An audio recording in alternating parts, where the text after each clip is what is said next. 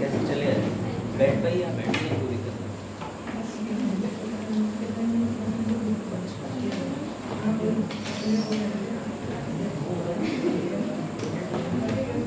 चल रही वीडियो ठीक है, सही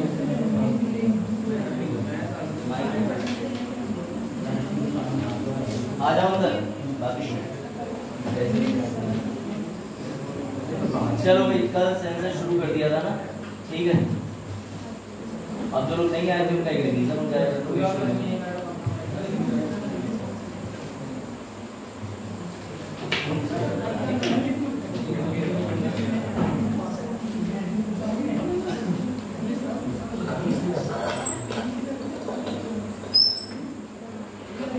चलो पहले कुछ प्रश्नों का उत्तर आप दे दीजिए, ठीक है। कल मैंने आपको बताया था कि सेंसस कंडक्ट क्यों कराया जाता है। कल जो लोग क्लास में थे, सबसे पहले तो मैंने ये बताया था कि कोई भी जनसंख्या जो होती उस पर किन कारणों से प्रभाव पड़ता है। जैसे आपको देखने को मिल रही है, जनसंख्या प्लेन में ज़्यादा है, पहाड़ में कम है। यूरोप की बात करें तो यूरोप और एशिया में सबसे ज़्यादा पॉपुलेशन है। लेकिन इसके कारकों पर बात करी कि इसके पीछे राजनीतिक कारण होते हैं, भौगोलिक कारण होते हैं, सभी कारण होते हैं। इस पर कल डिस्कशन हो गया था, ठीक है। अंग्रेज जो थे वो सेंसस कराने में भारत में इंटरेस्टेड क्यों थे? क्यों अंग्रेज चाहते थे इंडिया में सेंसस कराना? तो इनके सेंसस को थोड़ा बिहार से जोड़ दो। तो आप कहोगे सर क्यों बिहार से क्यों जोड़ दें? क्योंकि बेटा बिहार में भी 2 अक्टूबर के दिन, गांधी जयंती के दिन, नीतीश सरकार कुछ आंकड़े लेके आती है और आंकड़े लाने के बाद में वो ये कहती है कि हम जातीय जनगणना के कुछ आंकड़े प्रस्तुत कर रहे हैं, जबकि हकीकत में आंकड़े और नहीं है। और वैसे भी उन्होंने जो अपने आंकड़े प्रस्तुत करे हैं उसमें आपको मैं बताता हूँ कि बिहार के अंदर, आप लोगों ने शायद पढ़ा भी होगा, सबसे ज्यादा किस जाति के लोग रहते हैं? Very good. सेकंड नंबर पे यादव देखिए आपने, मतलब देखिए, हाँ, सबसे ज्यादा बिहार के अंदर यादव पाए गए थे। दूसरे नंबर पे आ रहे थे ठाकुर, तीसरे नंबर पे आ रहे थे पंडित, ठीक है। तो बिहार की जो जातीय जनगणना है उसका मामला चला जाता है हाई कोर्ट। आप में से बच्चों को ध्यान हो कि जब मैं आर्टिकल 15-16 पढ़ा रहा होता हूँ तो उसमें आरक्षण की बात करता हूँ, तो हमेशा मैं आरक्षण के बारे में बताता हूँ। तो साथ में मैंने इस बार बिहार का भी एक्सप्लेन किया था पॉलिटी की क्लास में। मैंने उस समय ये बताया था कि वो मामला जो है वो हाई कोर्ट पहुंच गया। हाई कोर्ट ने उस पर क्या किया था? देखिए, सबसे पहले जो गवर्नमेंट है सेंट्रल में इस समय हमारे यहाँ, वो अपोज कर रही थी कि मत कराओ मत कराओ मत कराओ। लेकिन जब अपना बेनिफिट नजर आने लगा, है ना, तो बाद में गवर्नमेंट ने भी कह दिया कि कराओ कराओ। तो बेटा पहले हाई कोर्ट ने अलाउ नहीं करा, ये ध्यान रखिएगा। बाद में हाई कोर्ट ने अलाउ ना करने के बावजूद भी नीतीश सरकार ने जातीय जनगणना शुरू करी। उसका एक चरण पूरा भी कर दिया था। एक चरण क्या होता है? तो कल मैंने आपको बताया कि जो ये, हाँ वेरी गुड, जो पॉपुलेशन यानी कि सेंसस होता है वो 2 चरण में होता है। कितने चरण में? पहले चरण में क्या गिना जाता है? आपके जितने भी मकान है वो सूचीबद्ध किए जाते हैं, ये बात आप ध्यान रखिएगा। तो बिहार ने ये चीज कर दिया था, लेकिन वो दूसरा फेज शुरू करने जा रहे थे जिसमें 7 से 8 महीने का समय लगता है। उसी बीच में बेटा मामला कहाँ पहुंच जाता है? सुप्रीम कोर्ट में। अब सुप्रीम कोर्ट का क्या निर्णय आया ये पता है आपको? सुप्रीम कोर्ट ने क्या बोला है? जातीय जनगणना करना अलाउड होना चाहिए। हाँ, नहीं, ज्वाइंट फैमिली को एक ही यूनिट में करेंगे, राशन कार्ड से डिसाइड हो जाता है। राशन कार्ड आपका एक ही घर का तो एक ही करना चाहिए, ठीक है। लेकिन सवाल ठीक है, चलिए बताइए। हाँ, तो मैंने आपसे एक चीज पूछी थी, दोबारा पूछ रहा हूँ कि जातीय जनगणना जो है उसमें अंतिम मैंने बताया था उस समय सुप्रीम कोर्ट का पेंडिंग था। अभी सुप्रीम कोर्ट ने इसको गलत नहीं माना, सुप्रीम कोर्ट करा सकता है। जबकि मजे की बात सुनिए, प्रॉब्लम कहाँ पे आ रही है कि ये जो सेंसस है, जनगणना, ये 3 सूचियों में से केंद्र का विषय है। अब आपको 3 सूचियां कौन सी होती है, याद आ रहा है? कौन कौन सी होती है? वेरी गुड बेटा, समावर्ती सूची जिसे कंकरेंट कहते हैं, एक केंद्र की सूची होती है, एक राज्य की। तो बेटा ये जो सेंसस कराने का काम है वो केंद्र का है, और केंद्र के कल बताया था कौन से मंत्रालय का? गृह मंत्रालय, अपने मोटा भाई वाले विभाग का। इसके अंदर एक अलग से आयुक्त का पद होता है, उस पद का नाम क्या था? हाँ, रजिस्ट्रार जनरल का हिंदी में क्या था? जरूरत क्या है, चलिए कोई बात, ठीक है। महापंजीयक एवं बताया था जनगणना आयुक्त, ठीक है, ये याद रखिएगा। उसके बाद सबसे इंपॉर्टेंट बात ये थी, चलो बात कर लेते हैं, आगे सीधे टॉपिक पे आ जाते हैं। कल मैंने आपको सबसे पहले ये बता दिया था कि जनगणना के अलग अलग सब्जेक्ट के हिसाब से डेफिनेशन है। जब हम एनवायरनमेंट में पॉपुलेशन पढ़ते हैं तो मतलब कुछ और होता है, इकोनॉमिक्स के अंदर पॉपुलेशन का मतलब बहुत अलग होता है। और इकोनॉमिक्स के अंदर कई बार अक्सर दाइंदों में एक टर्म है, मैंने भी वो टर्म सीखा है, तो आपने पढ़ा होगा डेमोग्राफिक डिविडेंड, है ना। किसी जनसंख्या पर क्या प्रभाव पड़ता है इकोनॉमी का, ये सारी चीजें भी कोरिलेटेड है। लेकिन कुछ कुछ चीजें हम यहाँ पे समझेंगे, ठीक है। अब आपसे हर बार ये कह देते हैं कि जनगणना प्रति 10 साल में होती है, लेकिन 10 साल में होती है कहाँ लिखा है? तो ये सभी बच्चे ध्यान देते जो कल नहीं आए थे, आप लोग भी सब शायद नहीं थे कल, तो ध्यान दीजिएगा। जनगणना अधिनियम है, कौन सा है? 1948। बेटा इस अधिनियम में ये तो लिख दिया कि जनगणना किसकी होगी, जनगणना कैसे होगी, लेकिन इस जनगणना के बाद में कुछ समस्याएं आई, उनको निपटारा करने के लिए 1990 के अंदर जनसंख्या नियम बनाए गए। याद रखिएगा, अधिनियम और नियम में से अधिनियम ज्यादा पावरफुल होता है, क्योंकि वो एक बिल के रूप में संसद से अपनी प्रामाणिकता पाता है। लेकिन ये सिर्फ रूल्स क्यों बनाए जाते हैं? रूल्स बना लिए जाते हैं उस राज्य की या केंद्र की सरकार के द्वारा कि इस वर्ष से एक ट्रेडिशन सेट करने के लिए, परंपरा बनाने के लिए। जैसे आपको कई मैं उदाहरण दिए देता हूँ, जैसे आपके जो राष्ट्रपति हैं वो सिर्फ और सिर्फ 25 जुलाई को शपथ क्यों लेते हैं? कौन सी किताब में लिखा है बताइए भाई? राष्ट्रपति जो है वो सिर्फ 25 जुलाई को शपथ क्यों लेते हैं? कहाँ लिखा है? किसी अधिनियम में नहीं लिखा। नीलम संजीविया रेड्डी निर्विरोध चुनी गई थी, तो वो डेट इतनी शुभ मानी जाती है कि सब लोग 25 तारीख को ही, तो ये क्या हो गया? एक परंपरा चली आई।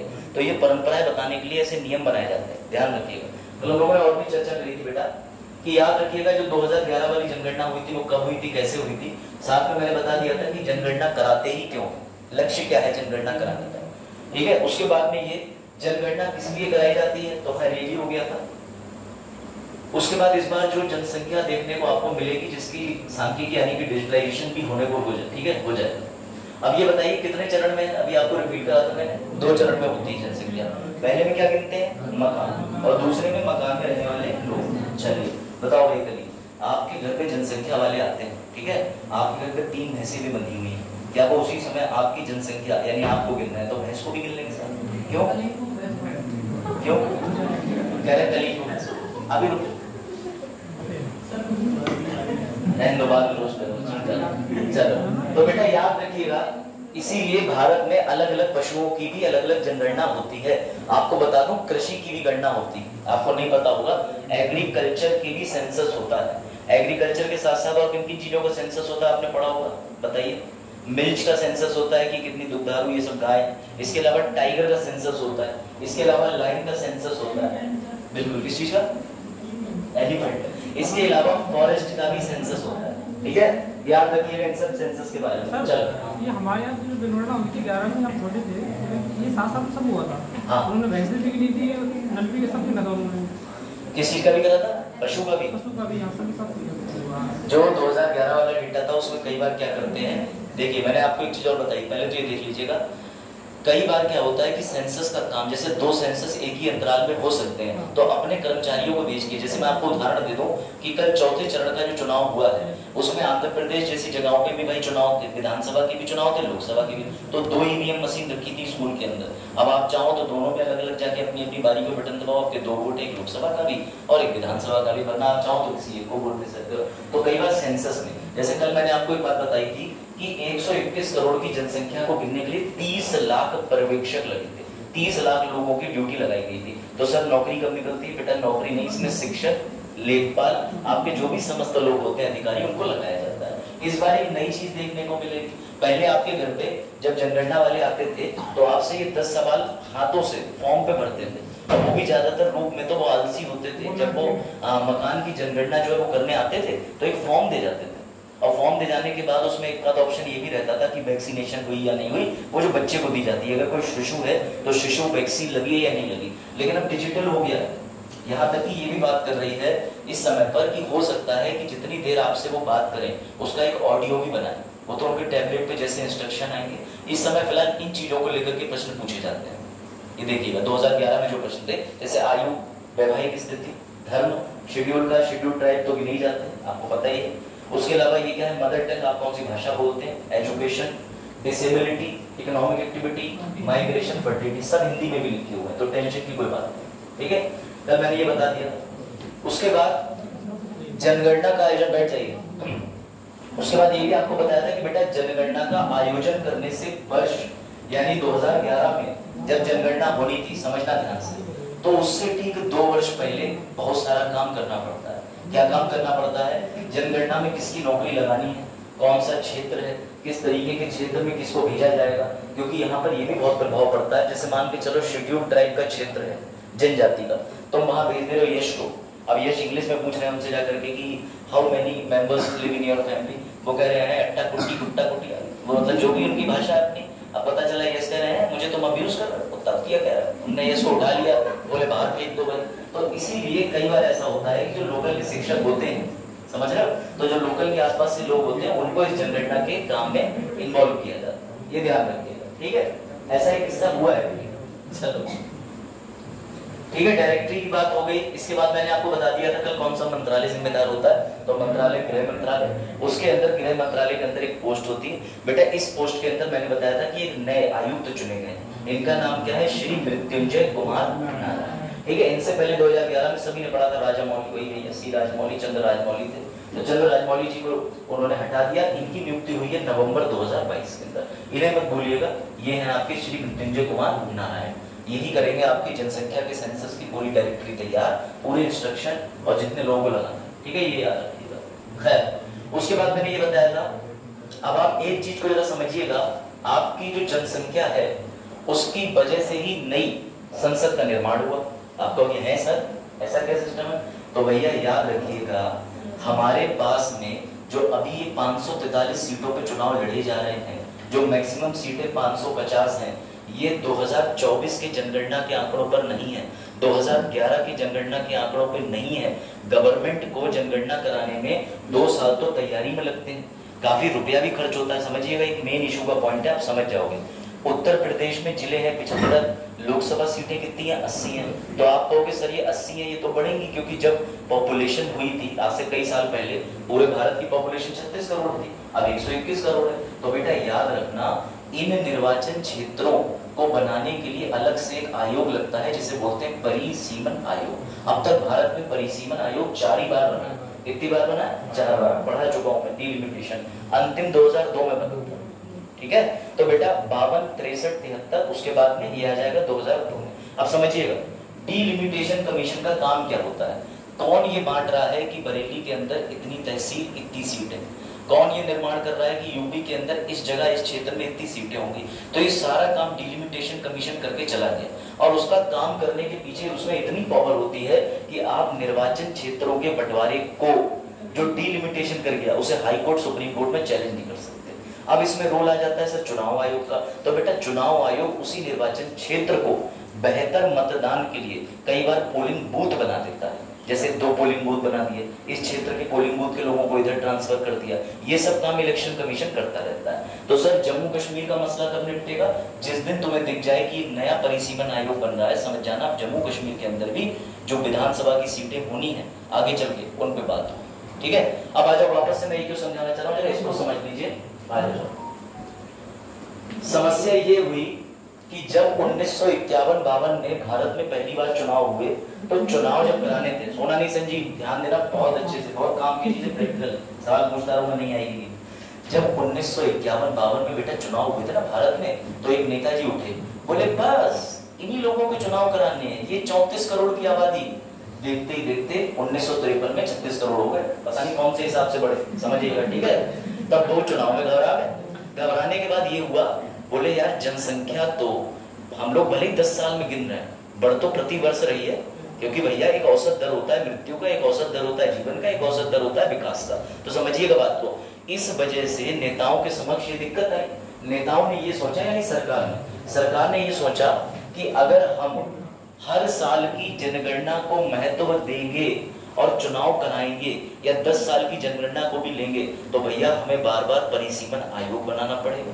उसकी वजह से चुनाव आयोग का काम बढ़ जाएगा, और फिर जितने भी निर्वाचन क्षेत्र हैं उनमें बहुत ज्यादा समस्या आएगी। ये पूरे 5 साल के अंदर हम काम कर नहीं पाएंगे, इस बीच में आ जाएंगे चुनाव, और बीच बीच में छुटपुटिया चुनाव और होते रहेंगे, जिन्हें आप स्थानीय चुनाव कहते हो। तो बेटा उन लोगों ने बुद्धि का प्रयोग करा, 1971 की जो जनसंख्या थी उस जनसंख्या को फिक्स कर दिया वर्ष 2026 तक। कब तक?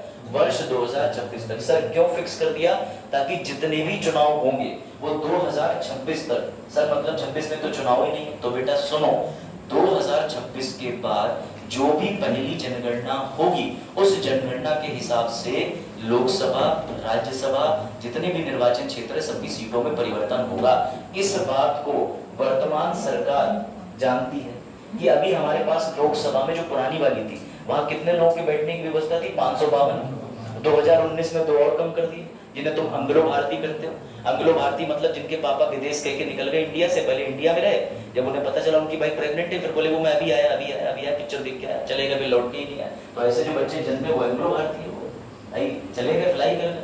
और ये बड़ा दुर्भाग्य की बात है कि इंडिया के अंदर एक स्टडी बताती है तवाइफ के ऊपर कि जितने भी ये फौजी आते थे तो ये स्पेशली, हाँ एग्जैक्टली, हाँ मूवी में बने, बिल्कुल ठीक, तो ये लोग जो है इन लोगों को सेकंड वाइफ्स की उपाधि देकर के रखते थे। और उसके बाद में सर तवाइफ ने आपको ये भी पता होगा कि कंट्रीब्यूशन दिया है इंडिया का, चाहे इंडिपेंडेंस हो कुछ भी हो, उन्होंने हमेशा कई बार, जैसे ट्रांसजेंडर है तो कारगिल युद्ध के समय जितने भी आपके ये किन्नर समाज है इन लोगों ने अपनी तरफ से बहुत फंडिंग करी थी कि कहीं आज वैल्यू नहीं। तो ये याद रखिएगा, ऐसे सबका योगदान होता है। अब वापस इस पे आ जाओ, तो 2026 के बाद जो भी जनगणना होगी, सर अभी तो 21 में होनी थी, तो बेटा आप 2026 के बाद ही कराएंगे, आप देखिएगा मोदी जी, क्योंकि जाहिर सी बात है जनगणना कराओगे तो क्या फिर कराओगे 26 के बाद में। तो इन्होंने सेंट्रल विस्टा बना लिया, इसका मतलब इनका उद्देश्य साफ है। वैसे तो जनगणना 21 में होनी थी, 19 से तैयारी शुरू होनी थी, पर 19 में एक नया दानव आ गया जिसका नाम था कोविड। बोले आओ आइस पाइस खेल लेते हैं, तुम छुपो मैं दौड़ूं, भाई यही तो कर रहा था कोविड। अब कोविड हो गया तो बेटा कोविड की वजह से ये क्या नहीं करा पाए, कोविड की वजह से जनगणना नहीं हो पाई। अब 2026 के बाद ही जनगणना होगी, 2024 तो चल ही रही है। अब 2026 में जनगणना का मतलब 2 साल पहले सारे इंतजाम करने पड़ते हैं। कम से कम 33 लाख लोगों को पोस्टिंग देनी पड़ेगी कि तुम इस जिले में रहोगे, तुम इस जिले में रहोगे। कुछ लोग अपनी ड्यूटी कटवाएंगे कि हमारी बीवी मायके चली गई, हम जॉब नहीं करना चाह रहे। भाई ऐसा होता ही, सरकारी कर्मचारी ड्यूटी कटवाता है। आप समझिएगा 2026 के बाद ऐसा आंकड़ा सरकार का है कि लोकसभा सीटें बढ़ के पहुंच जाएंगी 800 के पार। कितनी पहुंच जाएंगी? 800 के पार। तो कहीं ये 800 के पार चुनाव का तो अभी नारा नहीं लग रहा है, भविष्य में 400 पार समझिएगा। तो बेटा ये जो 800 पार जब पहुंच जाएंगी तो एस्टिमेटेड है कि सीटों की क्षमता हो गई है 888। इसीलिए 900 कुछ करोड़ रुपया खर्च करके मोदी जी ने सेंट्रल विस्टा प्रोजेक्ट चलाया, जब कोविड के समय पे भी देश में हालत बहुत, स्थिति गंभीर थी, लोग बहुत ज्यादा क्रिटिसाइज कर रहे थे कि देश की अर्थव्यवस्था के साथ खिलवाड़ है। तो सेंट्रल विस्टा बनने के पीछे कारण समझ गए। और बेटा इतना ही नहीं, राज्यसभा के सदस्यों की संख्या हो जाएगी 250 से बढ़ के 384। तो टोटल कितने लोगों के बैठने का इंतजाम नई संसद में है? 1272। ये ध्यान रखना। तो तुम्हारी जनसंख्या से देख रहे हो कि किन चीजों पर प्रभाव पड़ रहा है। इकोनॉमिस्ट अलग परेशान है, वो कह रहे हैं कि एसडीजी की गोली पूरा कर लो यही बहुत हो जाएगा। ठीक है, तो सर कोई तो संविधान संशोधन रहा होगा जिससे 2026 की जनसंख्या फिक्स करी होगी। 2 हुए, 2 एक नहीं हुआ सर, 2 हुए मतलब बेटा 42वें संविधान संशोधन में इंदिरा गवर्नमेंट के टाइम पे फिक्स कर दिया था कि 1971 की जनगणना 2001 तक लॉक रहेगी। सर कब तक लॉक रहेगी? 2001 तक। 2001 में जब सेंसस होगा तो बदल देंगे, लेकिन सरकार के लिए संभव हो ही नहीं पाया। तो बेटा सरकार ने 42वें संविधान संशोधन को आगे ले गई सरकार, और उसके बाद ध्यान रखिएगा एक और संविधान संशोधन कर दिया। ठीक है, कौन सा वाला था? 84। ये प्रश्न भी आया हुआ है, जरा इस प्रश्न को पढ़ लीजिए एक बार। तो सभी लोग अपनी कॉपी में नोट करिएगा, पहले ये देख लीजिए 42वां संविधान संशोधन, फिर 42 दूनी 84, तो 84वां संविधान संशोधन। तो बेटा 84वां संविधान संशोधन में फिक्स कर दिया गया कि 1971 के सेंसस को 2026 तक ले जाएंगे। कई बच्चे कंफ्यूज होते हैं कि नहीं 42वें वाले में फिक्स करा था, कोई कहता है 84 में। बेटा दोनों में करा था, 42वें वाले में 2001 तक और 84 वाले में 1971 को ही 2026 तक। ये सवाल बनते हैं। पीसीएस का सेंसस भी हॉट टॉपिक रहता है, पीसीएस को बड़ा अच्छा लगता है लिंग अनुपात जानना। समझ गए? अभी तो राज्यों की बात करेंगे। तो बेटा 42वां संविधान संशोधन से हमने कब तक फिक्स कर दिया? 1971 से 2001। 84वां संविधान संशोधन से कब तक फिक्स कर दिया? 2026 तक। लेकिन कौन से वाले को? 2001 वाले को कि 1971 वाले को? 71 वाले को। यही प्रश्न बन गया था कि 84वां संविधान संशोधन ने कितनी सीटों की संख्या लोकसभा की जो फिक्स कर दी है 1971 के आधार पर, वो किस वर्ष तक फिक्स कर दी? तो 2026 तक। जूम करते हैं। आपको इस क्वेश्चन से ज्यादा बेटा ये चीज नोट करनी चाहिए, ये जो ऊपर लिखी हुई है ये वाली लाइन बस। और आप खुद से भी लिख सकते हैं कि 42वां संविधान संशोधन 1971 से 2001, 84वां संविधान संशोधन 1971 से 2026 तक। समझ गए? अब ये देखिएगा 2026 के अंदर अगर ये वापस से 1971 को, जो कि आगे ले जाएंगे ही नहीं, लेकिन अगर ले जाना पड़ा तो भी संविधान के अंदर संशोधन देखने को मिलेगा, क्योंकि लोकसभा राज्यसभा समझिए 3 आपके जो अंग है वो आर्टिकल 79 के अंदर संसद आती है, तो संसद के अंदर ये 3 चीजें परिभाषित है। सर 3 कहाँ 2 होती है? नहीं बेटा, राष्ट्रपति को नहीं बोलना है, लोकसभा राज्यसभा राष्ट्रपति। तो अगर लोकसभा राज्यसभा की सीटों में परिवर्तन होगा तो तुम्हें लिखना तो पड़ेगा कहीं ना कहीं कॉन्स्टिट्यूशन की किताब में कि यहाँ पर लोकसभा के अंदर सीटें जो मानी जाएंगी वो कौन से संविधान संशोधन से मान्य है। ये चीज आई समझ में? चलो बढ़े आगे, क्योंकि आपको लग रहा होगा सिर्फ सेंसस में सर यही पढ़ा देंगे, पंजाब में क्या नहीं, ऐसा नहीं। सेंसस के पीछे कोई कई सारी चीजें थी बेटा, याद रखिएगा 1951 के समय पर हम 36 लाख थे, और उसके बाद में 36 लाख के अंदर आप समझ लीजिएगा 1951 के अंदर महिलाएं 946, ठीक है, पुरुष 1000। हाँ पुरुष कम थे, सही कह रहे हैं, 946 पुरुष हैं, अब तो 973 महिलाओं पे 1000 पुरुष हो गए, ये स्थिति।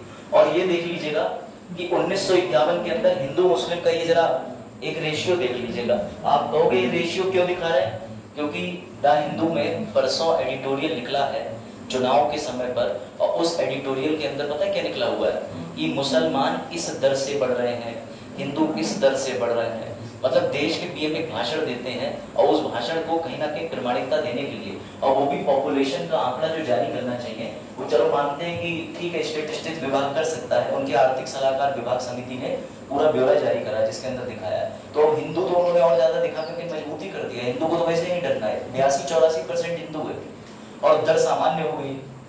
17-18% से मुस्लिम का ग्रोथ हो रहा था, वो वही रुका हुआ है, स्टेबल है। हिंदुओं का जो ग्रोथ हो रहा था वो और तेजी से हो रहा है।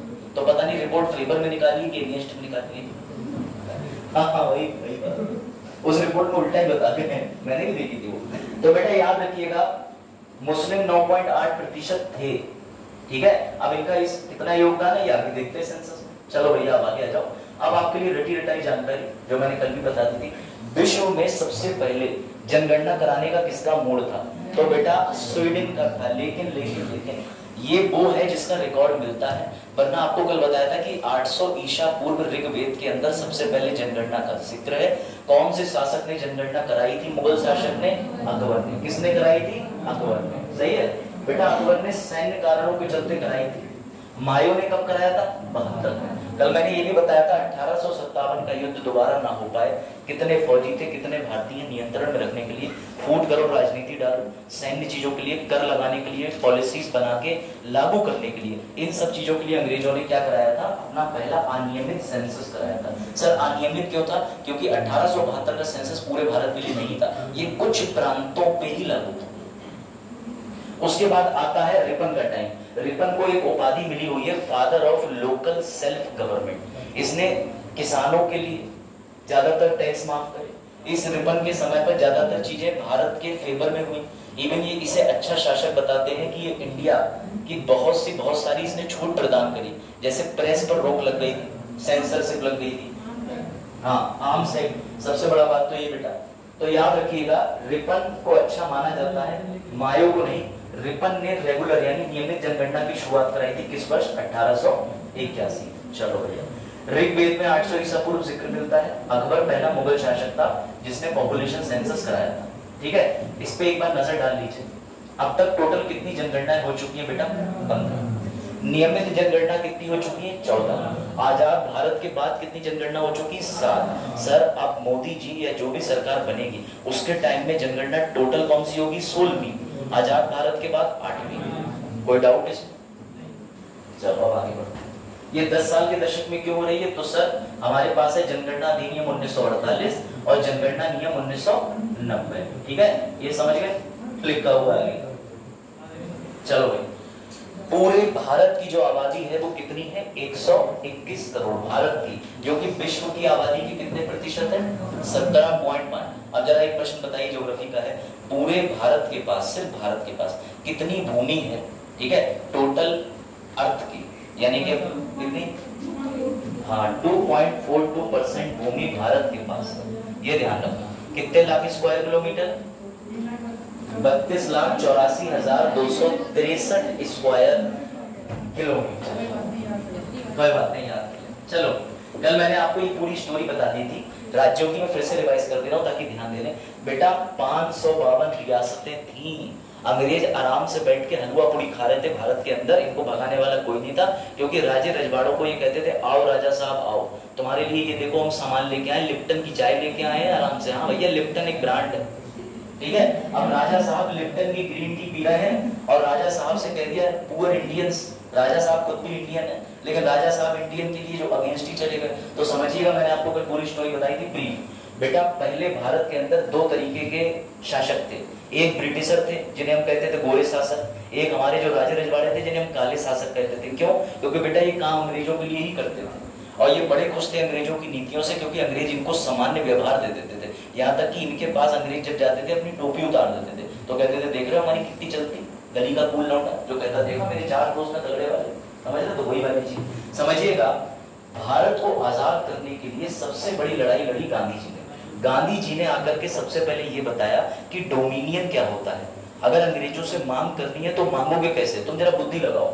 अभी जैसे मान के चलो तुमको कोई अधिकार चाहिए, तुमको यूपी स्पेशल की क्लासेस चाहिए, नहीं मिल रही, तुम में से एक बच्चा गया बोले सर क्लास है भाग गए, तो उसके बाद क्या हुआ? एक जने को, जाहिर सी बात है आप जिला अस्पताल में एक जना के दवाइयां क्यों नहीं बट रही हैं, बोले जाओ दवाई 2 बजे के बाद बटेगी। अब जब सब इकट्ठे कलेक्टिव होकर पहुंच जाएंगे तो फिर उसका प्रेशर होता है, डेमोक्रेसी की बात है। तो बेटा आज तक 1857 में यही तो हुआ, लीडर की कमी थी, वरना सब लोग इकट्ठे हो गए थे। अगर नेतृत्व ठीक से हो जाता तो दिल्ली तक तो पहुंच ही गए थे, बात ही खत्म थी। अब समझिएगा बड़े ध्यान से, अंग्रेज जो थे वो 2 तरीके से शासन करने में संभव थे। सबसे पहले 552 रियासतों के अंदर उन्होंने क्या करा, भारतीय को कभी भी लॉ बनाने का अधिकार नहीं दिया। कोई भारतीय जानता ही नहीं था कि ऐसा असेंबली सिस्टम कुछ होता है।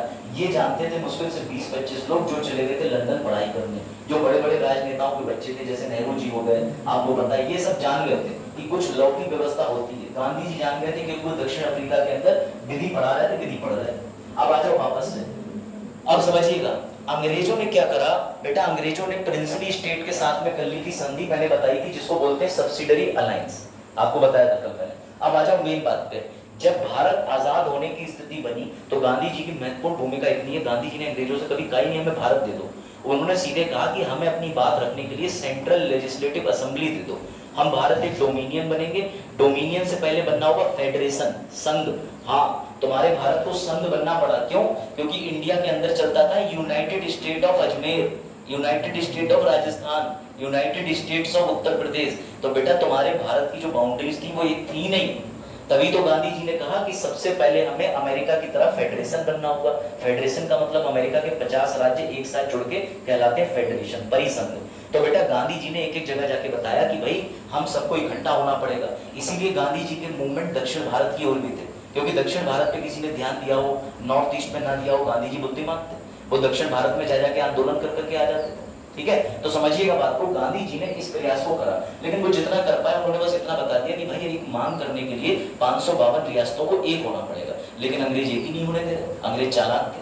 जब भी रियासतों को एक करने की बात आती है अंग्रेज कहते हैं हम तो तैयार हैं, एक काम करो रजवाड़ों से पूछ लो, राजे हर बार डिनाई कर देते थे, हर बार डिनाई कर देते थे। खैर ऐसे करते करते करते भारत आजाद होने की स्थिति आ गई, सारे मुल्कों को जोड़ा गया, कुछ हमारी तरफ आ गए। तो हमने 3 प्रस्ताव रखे।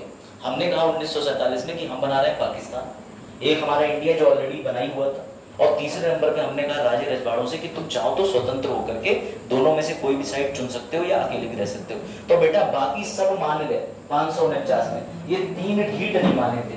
पहला हैदराबाद, दूसरा जूनागढ़ और तीसरा जम्मू कश्मीर, क्योंकि ये बकवास कर रहे थे कि हम खुद में बहुत सक्षम है, हम कुछ भी कर सकते हैं। अब देखो इनका भी कुछ भी करने के लिए क्या होगा, हैदराबाद बोला ये हम पे कोई कंट्रोल नहीं कर सकते, हम पे आर्मी अटैक नहीं कर सकते, बोले बिल्कुल ठीक बात, नहीं कर सकते तो एक देश हो।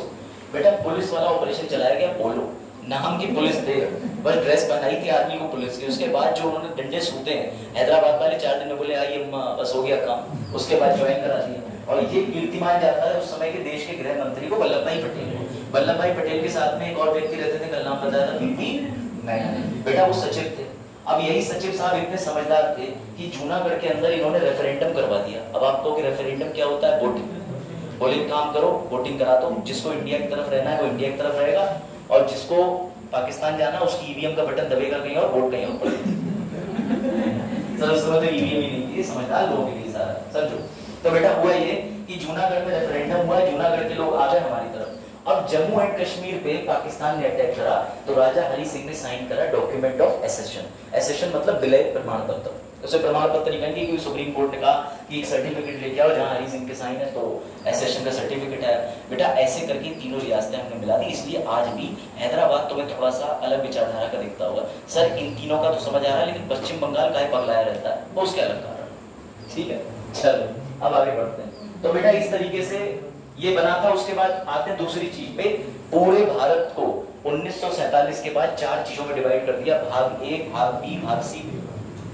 भाग ए और बी वो था जो कभी अंग्रेजों ने बनाया था जिला आबादी केंद्र प्रांत। वहां पर क्योंकि अंग्रेजों ने चुनाव भी करा दिए थे 1951-52 के समय पे, ठीक है, याद रखिएगा। तो इस जो प्रांत है, इस पूरे प्रांत को हमने बना दिया भाग ए, भाग बी में। भाग सी खत्म कर दिया। खत्म करने का मतलब यह है कि कुछ जिले जोड़कर, सॉरी कुछ राज्य जोड़ करके एक अलग अलग राज्य की स्थापना कर दी। कल पूरा बताया था।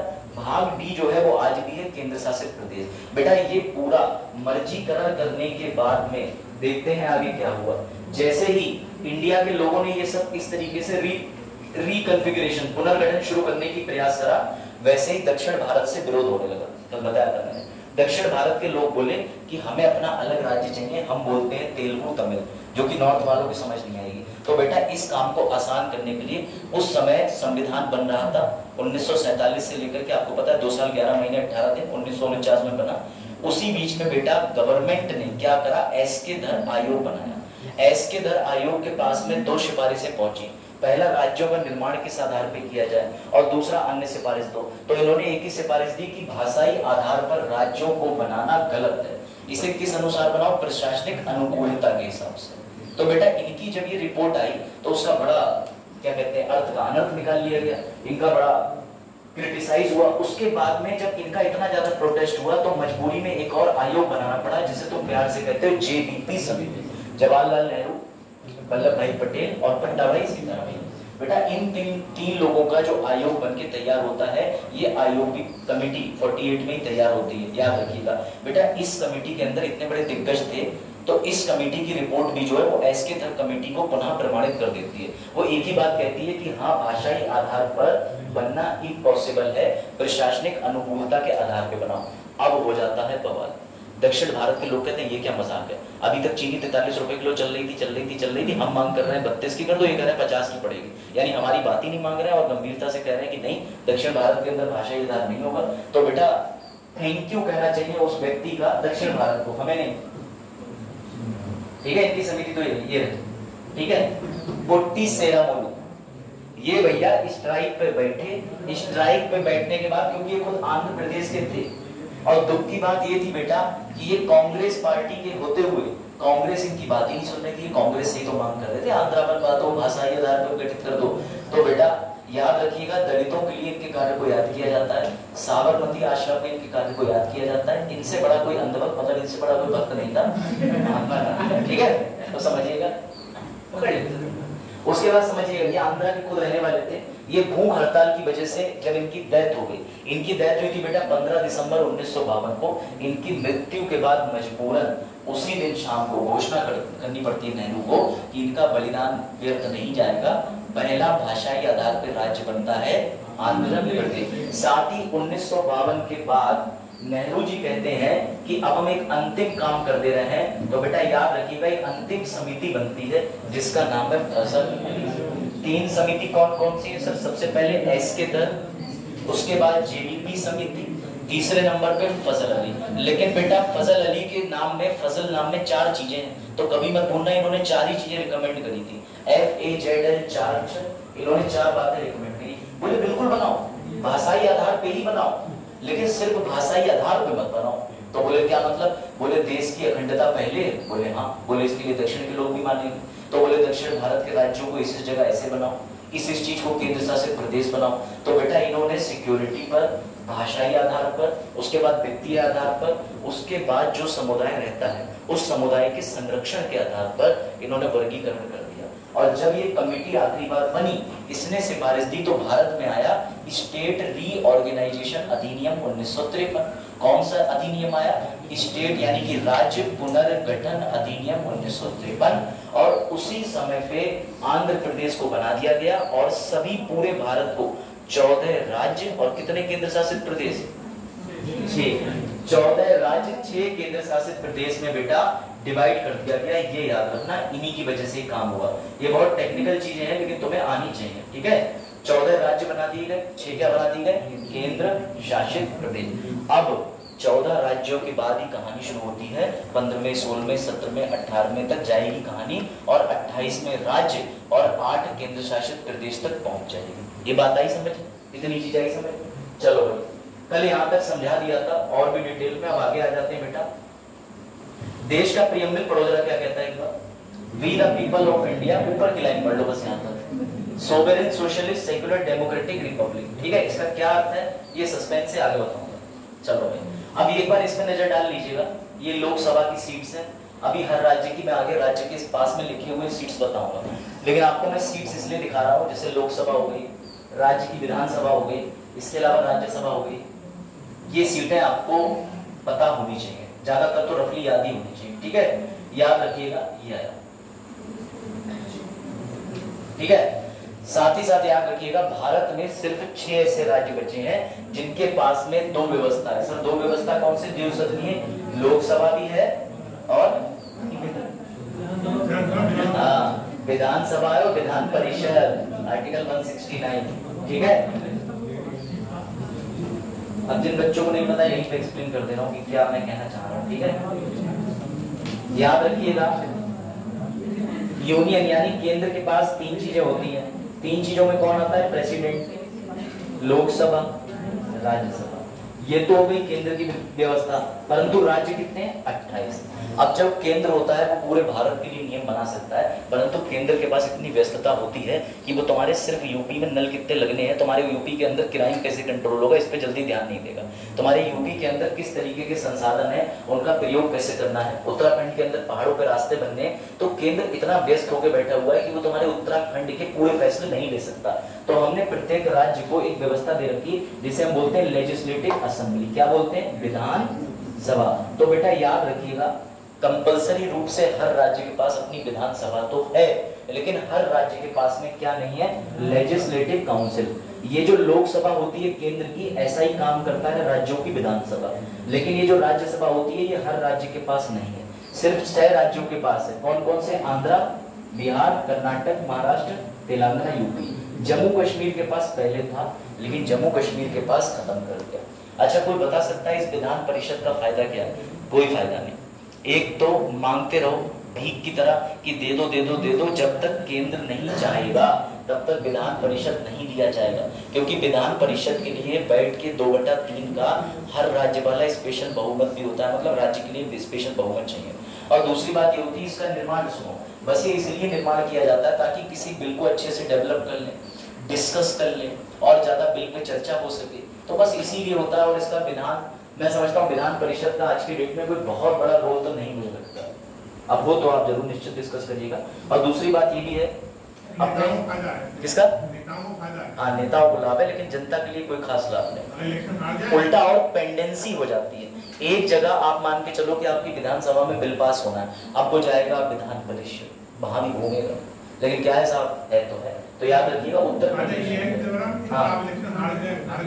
आपको मंत्री बनना है, मंत्री बनना है, एकदम कायदे की बात बताई बजाना कि आप इलेक्शन हार गए तो आप उससे, बेटा ये वही वाली एमएलसी वही होता है जिसके अंदर आपने पढ़ा होगा, मैंने आपको बताया था 1/3, 1/3, 1/6, 1/12, 1/12। सर ये क्या है बेटा?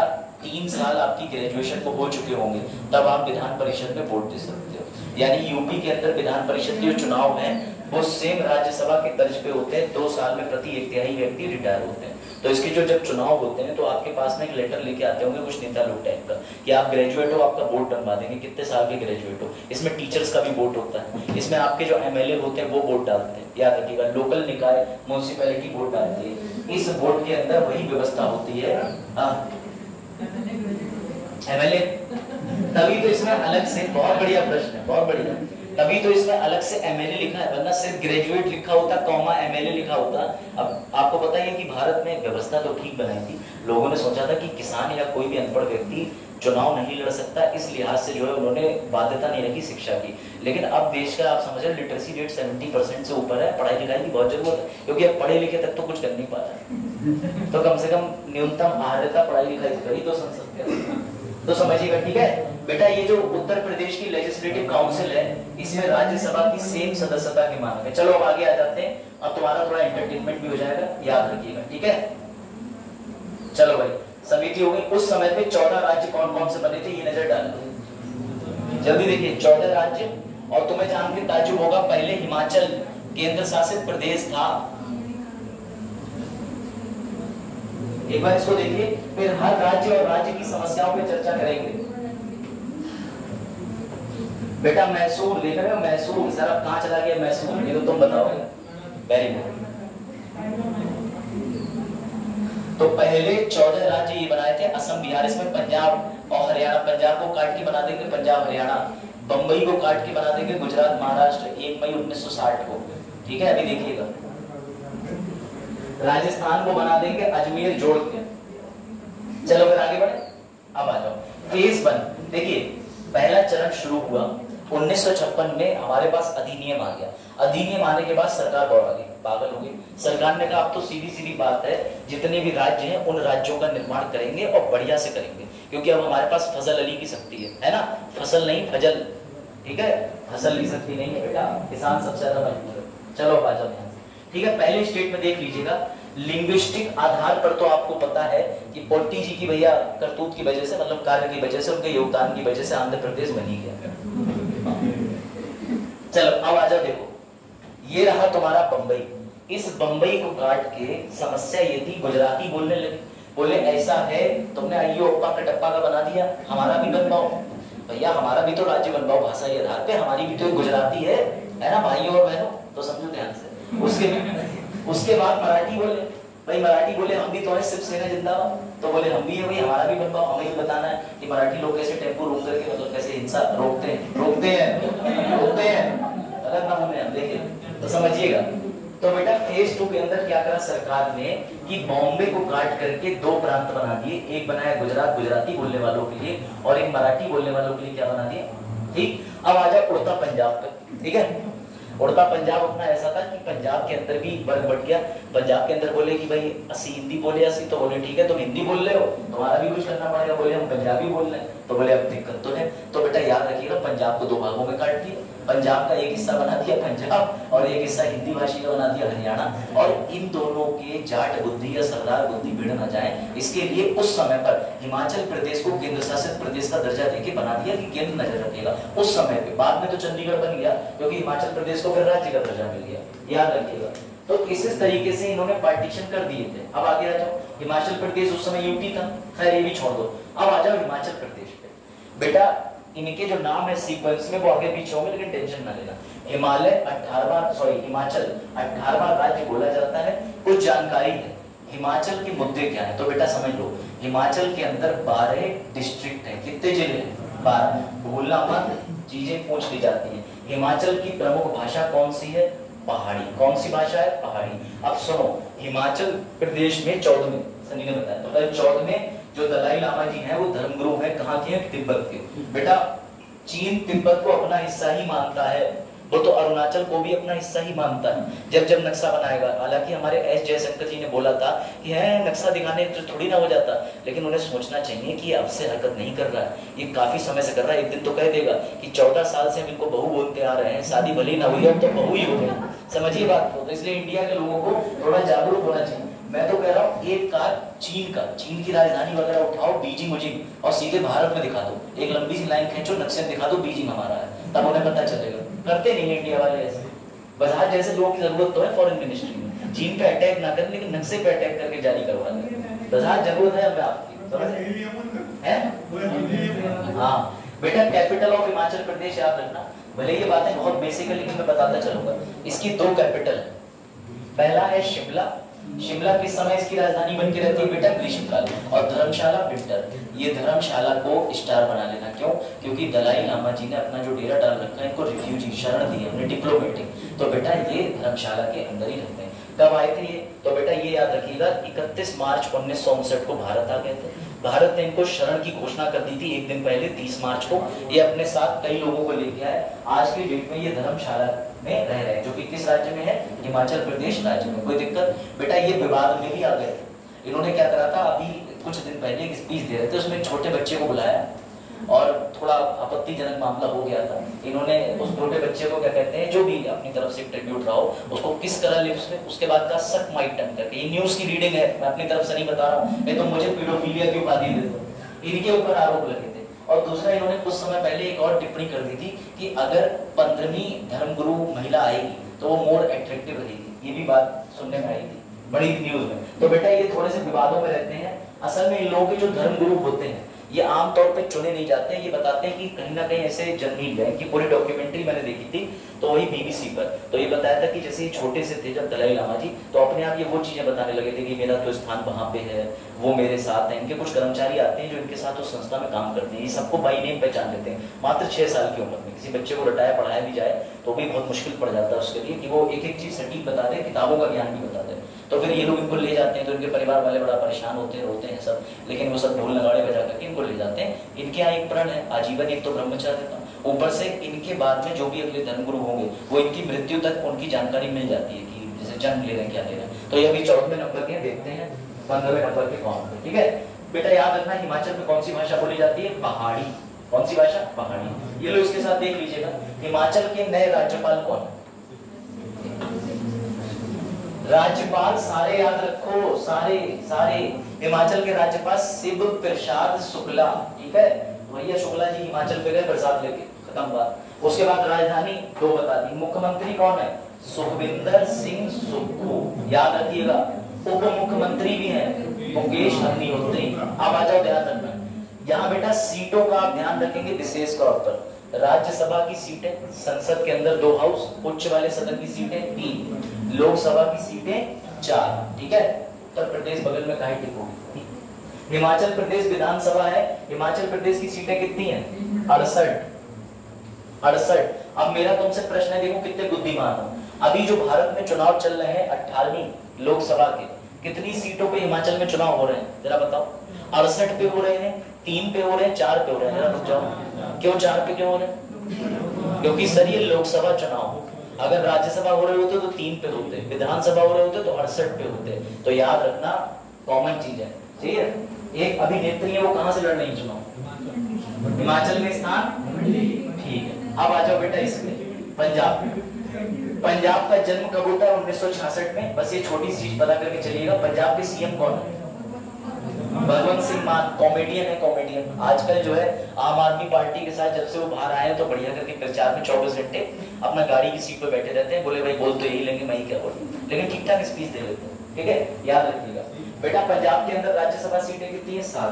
पंजाब से काट के क्या बनाया गया? हरियाणा को। हरियाणा में राज्यसभा 5, लोकसभा 10, यहाँ पर 13। याद रखिएगा पंजाब के अंदर अच्छी खासी विधानसभा सीटें हैं 117। हिमाचल 68। ये सब याद रखिएगा। ठीक है, चलो अभी आगे बढ़ जाते हैं, थोड़ा क्विकली बढ़ेंगे इस चीज में। ठीक है, हरियाणा के वर्तमान सीएम कौन है? मनोहर लाल खट्टर। ठीक है, हाँ लो पार्टी तक पता है। ठीक बेटा, राजधानी क्या है हरियाणा की? चंडीगढ़। याद रखिएगा। राज्यपाल का नाम याद रखिएगा, बंडारू दत्तात्रेय। लोकसभा, राज्यसभा। ठीक है, मेरी समझ से ये चीजें पीडीएफ में आप खुद पढ़ लोगे, इसको क्या यहाँ पर रीड आउट करें, बात ही खत्म। टाइम बचाते हैं, सीधे सेंसस पे चलते हैं, है ना? यूपी वाला जरूर डिस्कस करें, यूपी वाला डिस्कस करें बेटा।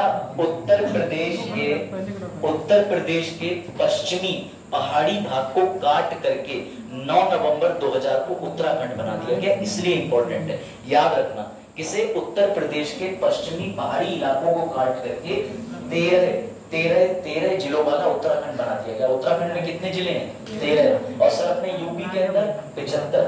यूपी में 4 भाषाएं बोली जाती हैं। कोई कहे कि उर्दू पाकिस्तान की भाषा है तो उसके लगाना बढ़िया करके, क्योंकि बेटा उर्दू तुम्हारे उत्तर प्रदेश के अंदर तुम्हारी राज्य की भाषाओं में से एक है, और उर्दू वैसे भी हिंदुस्तान की भाषा है। क्यों? पहले हिंदुस्तान में बोली जाती थी, पाकिस्तान का जन्म तो 14 अगस्त 1947 को हुआ, तो भाषा तो हमारी थी। बिटिया ब्याह के चली गई तो इसका मतलब ये थोड़ी जन्म भी वही हुआ था, थोड़ा लेट समझ। कौन कह रहा सानिया मिर्जा की बात? पीसीएस निबंध हाँ लिख सकते हो, लेकिन आपको उसके लिए स्पेशल परमिशन लेनी होगी। अगर उस भाषा में जब सेलेक्ट करते हैं तो आपके लिए ना हो भाषा तब हाँ तो आप ले सकते। अगर आपकी भाषा अलाउ करती है, आप तो उर्दू ऑप्शनल ले लो, है ना? हाँ ले बिल्कुल लेना, उर्दू भी छोड़ो, असमी, बोडो, डोगरी सब, है ना? यही करिएगा, ठीक है? चलो बाकी एक बार ये भी देख लीजिएगा, 3 राज्यों के हिस्सों को काट करके असम प्रांत को काट करके नागालैंड बनाया गया था। और बाद में ये ध्यान रखिएगा कि पहले ये सब एक ही थे, मेघालय, मणिपुर, त्रिपुरा। तो असम से काट करके ना कि सिर्फ नागालैंड लेकिन मेघालय, मणिपुर, त्रिपुरा को भी बनाया गया था। 19, 20वां 21वां राज्य का दर्जा दिया गया था, ठीक है? ये सब इस पीडीएफ में है। आई थिंक इतना बेसिक आपको पता भी होना चाहिए, ना हो तो आप पीडीएफ से मेंशन कर लेना, ठीक है? आप सीधे आंकड़ों पे आ जाते हैं। बट आपको इस पीडीएफ के अंदर लोकसभा राज्यसभा सब सीटें कंबाइन मिल जाएंगी यूटी की भी, तो आप इस चीज को पीडीएफ को अच्छे से पढ़िएगा, खासकर अक्टूबर के एग्जाम में। चलो यूनियन टेरिटरी वर्तमान में कितनी है? 8, ठीक है? 9 तो नहीं पता किसी को। चलो अब आए, ठीक है? ये ध्यान रखना, बस एक लास्ट चार्ट देख लीजिए। जैसे आपके दिमाग में आ सकता है सर आपने चंडीगढ़ की राज्यसभा सीटें नहीं बताई, तो बेटा याद रखना चंडीगढ़ के पास सिर्फ 1 सीट है लोकसभा की, वहां राज्यसभा सीटें है ही नहीं। क्योंकि याद रखिएगा कुछ केंद्र शासित प्रदेश ऐसे हैं जिनके पास राज्यसभा सीटें नहीं है। तो ट्रिक ये है कि जिनके पास है वो याद कर लो। दमन एंड दीव के पास में नहीं है, दिल्ली के पास 3 है राज्यसभा की, लक्षद्वीप 1 भी नहीं है, पुडुचेरी 1 है, और लद्दाख के पास तो और भी 2 है। लद्दाख के पास में लोकसभा सीट भले ही हो लेकिन विधानसभा सीट नहीं, बिना विधानसभा के सेटअप किया जा रहा है। आई थिंक लद्दाख के पास दोनों सीट नहीं है, डेटा पुराना, ना लोकसभा सीट है ना विधानसभा सीट। जम्मू कश्मीर में 5 सीटें हैं लोकसभा की, बीजेपी ने किसी को नहीं लड़ाया, ठीक है? चलो अब सबसे पहले अब आंकड़ों पे आ जाते हैं, एंट्री करते चलिएगा साथ में। अगर जनसंख्या की गणना हुई थी 2011 में तो आंकड़े निकल के आए खुश होने वाले। अभी भी पूरे भारत में 68.8% आबादी गांव की है। तो ये कहना बंद कर दो मैं शहर का हूं, तुम गांव के हो, और पहले गांव बने फिर शहर। तो है ही, शहर से शादी करने के लिए तैयार बैठे हैं। हाँ डीलक्स ले लें, डीलक्स चलो देखो, तो बेटा गांव में कितनी आबादी है? 68.8, 121 करोड़ जनसंख्या जो है उसमें से नियर अबाउट 70% लोग गांव में रहते हैं। और बेटा शहरी नगरीय कितनी है? 31.2। भारत में राष्ट्रीय जनसंख्या नीति भी बनी थी। अब ये जनसंख्या नीति क्या थी कोई बता सकता है? निष्पन्न पढ़ाओ, कुछ याद आ रहा हो? कभी कभी ऐसा होता नहीं याद आता बच्चों। और कोई जनसंख्या नीति क्या थी 2000 के अंतर्गत?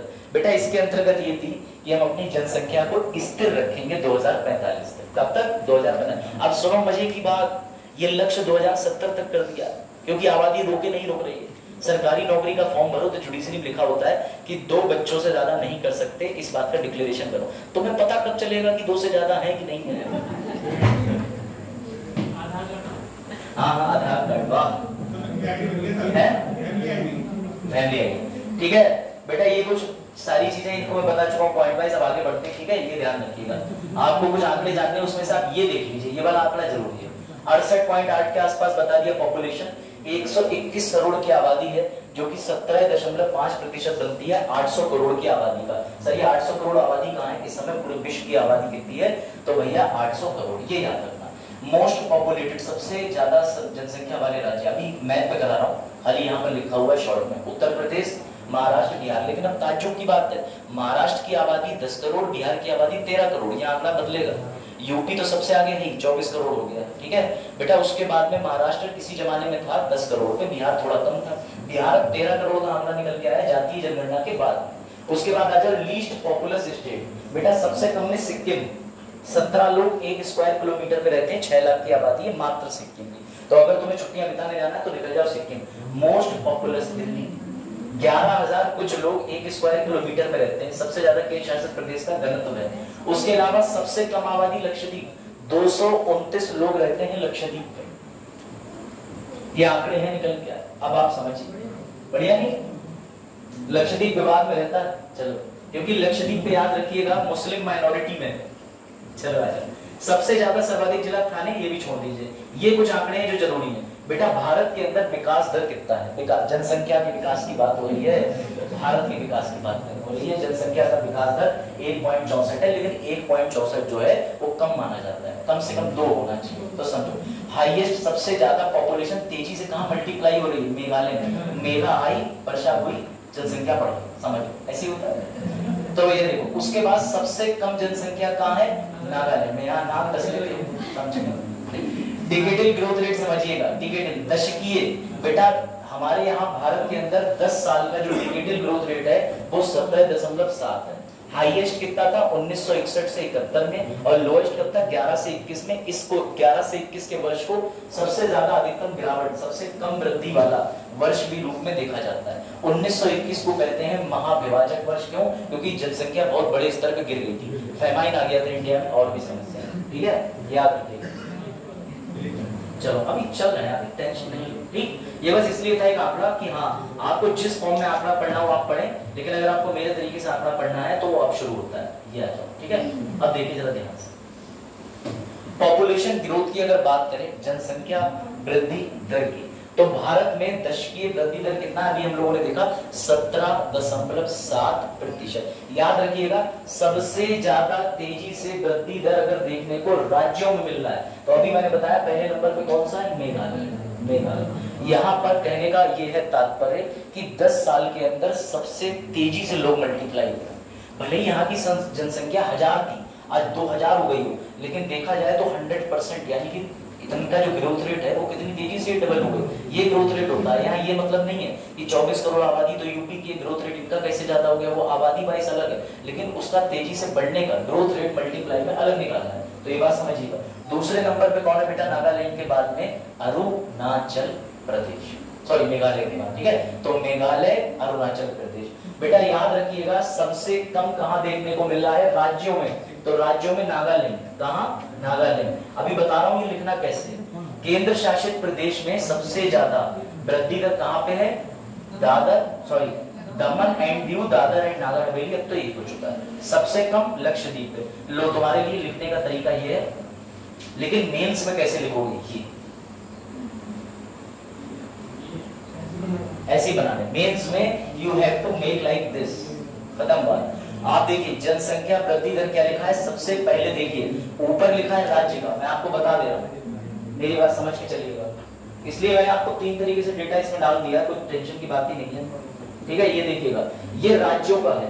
राज्यों का मतलब जब भी बात होगी तो 28 राज्य है ना बेटा, 28 राज्यों में से किस राज्य में क्या है? ये है यूटी का, केंद्र शासित प्रदेश। इनका अलग डेटा होता है, इनका अलग। राज्यों में बात करें सबसे अधिक कितना है? 27.9 भी तुम्हें याद करना पड़ेगा, मजबूरी, क्योंकि सवाल आया हुआ है एसएससी के अंदर, तो सीधे रेट ही पूछ लेते हैं कि कितने प्रतिशत रेट से बढ़ा, क्योंकि मैंने पुराने सवाल भी रखे हैं। तो लिखिए, सबसे ऊपर हेडिंग डालिए डिकेडल यानी जनसंख्या वृद्धि दर में सबसे पहले लिखिए राज्य, और राज्य में नंबर 1 पे लिखिए मेघालय, ठीक है। और मेघालय के साथ में इसको लिखिएगा 27.9, ये हो गया नंबर 1 पे। दूसरा कौन है? 26% के साथ अरुणाचल, ये हो गया अधिकतम। अब ये आया गिरने वाला ग्राफ, गिरा भी तो होगा, तो भैया नागालैंड नंबर 1 पे और केरल नंबर 2।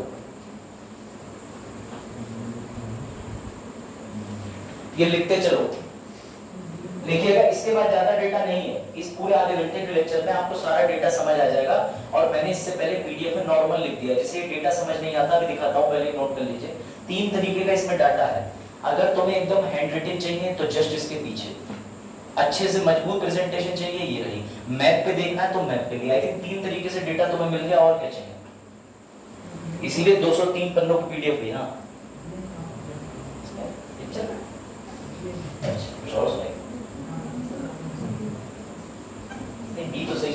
बात वाला कुछ और।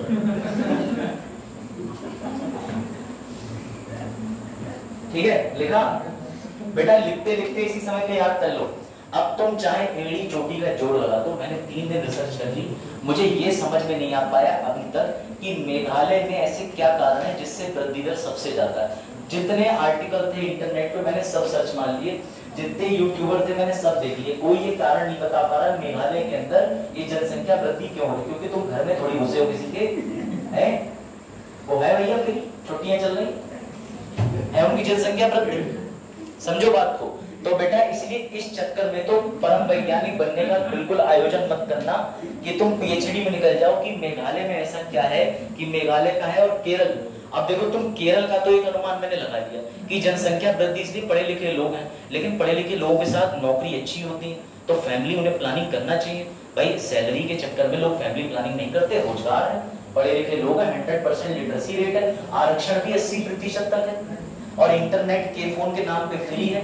सरकार भी केंद्र की नहीं है जो ऐसी नीति ला रही हो हम दो हमारे दो, समझ गए? तो फिर क्यों कम हो रही? और जबकि कन्वर्जन ज्यादा है। लिख लिया? ये जरूर लिखिएगा इनके ऊपर जो ये आंकड़े लिखे हैं, आंकड़े 55.9 जनसंख्या वृद्धि दर वाला केंद्र है, इसने तो रिकॉर्ड ही तोड़ दिया। पुडुचेरी जो है ना, केरल, तमिलनाडु 4 जगह है, इसको काट के 4 जगह बनाया था, अब उससे प्रशासनिक कारणों से।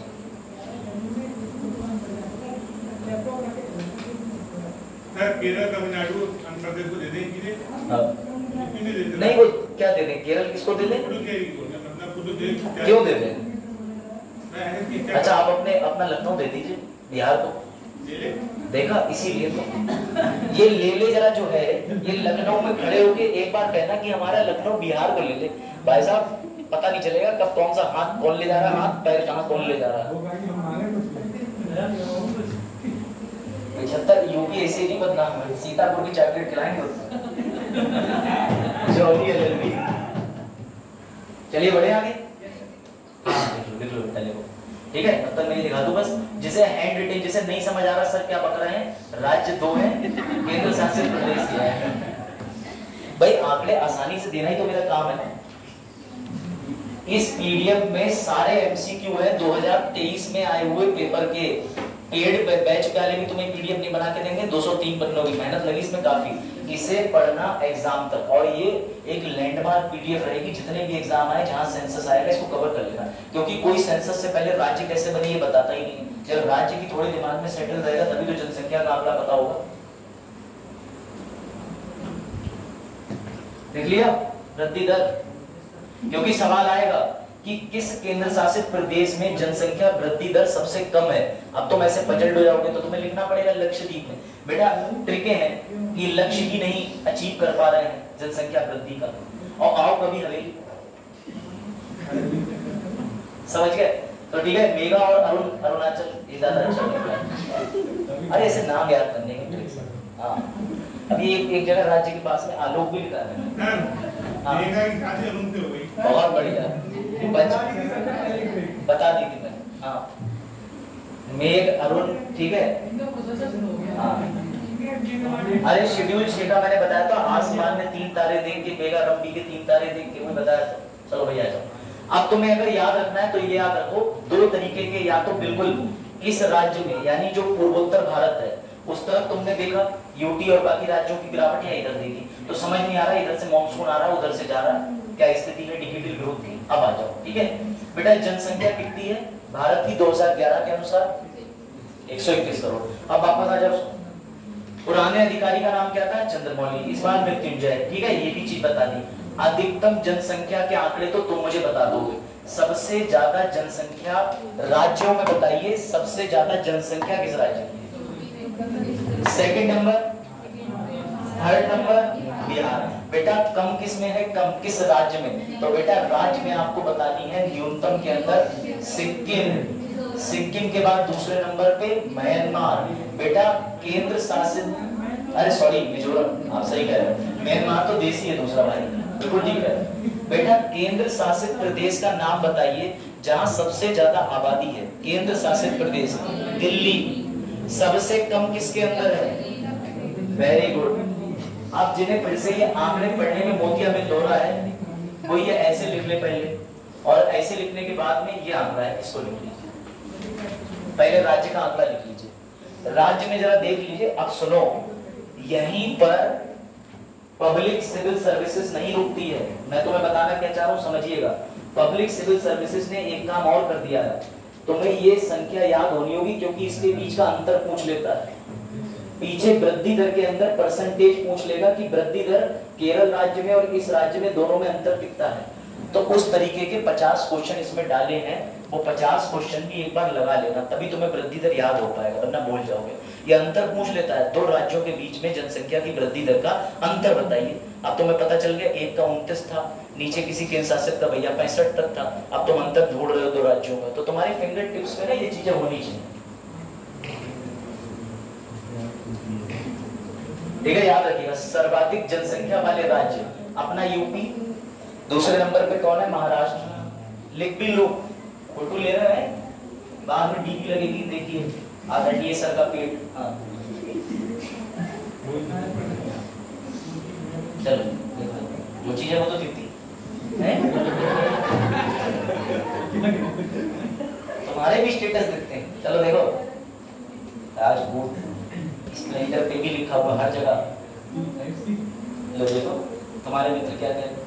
चलो देखो बेटा, सर्वाधिक जनसंख्या वाले राज्य उत्तर प्रदेश, महाराष्ट्र, तीसरे नंबर पे बिहार जो है, उसके ऊपर गोला बना लेना। अभी जब नया सेंसस होगा तो बिहार आ जाएगा, लेकिन तब तक तीसरे पे बिहार है। बेटा न्यूनतम जनसंख्या वाले सिक्किम 6 लाख, मिजोरम 10 लाख।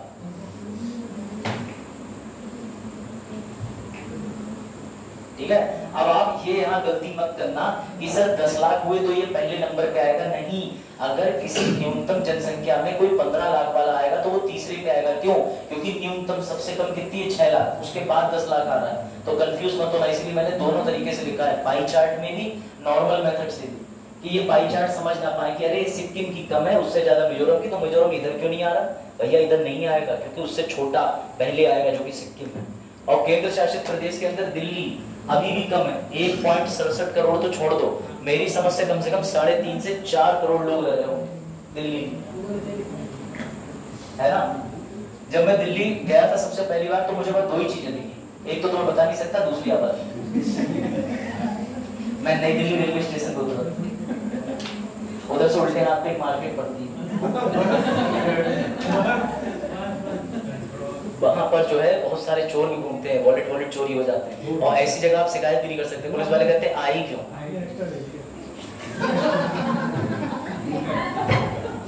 चलो देखो, कोई बात नहीं, किसी दिन तुम लोग भी कोई परीक्षा देने जाओगे तो मैं भी कहूँगा सर दिल्ली आए हैं।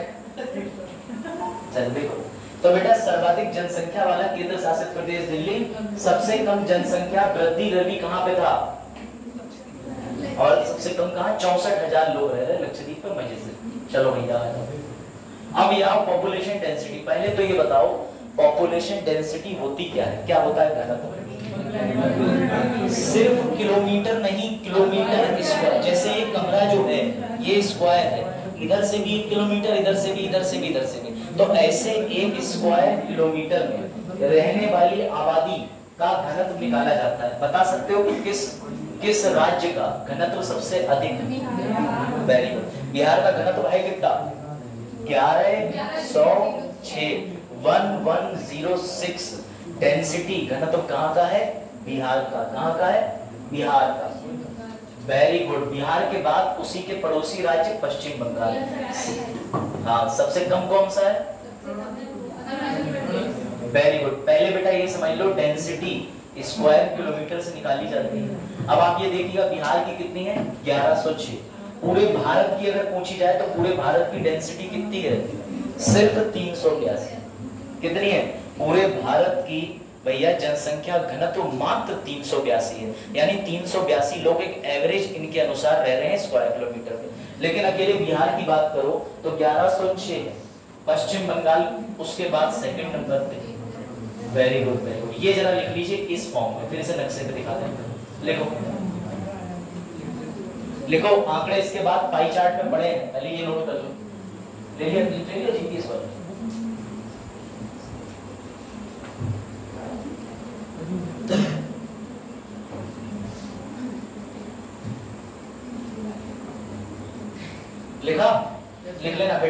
अधिकतम दिल्ली में देख रहे हैं, यूटी में 11,320 लोग 1 वर्ग स्क्वायर किलोमीटर में रह रहे हैं, वही स्क्वायर किलोमीटर मतलब।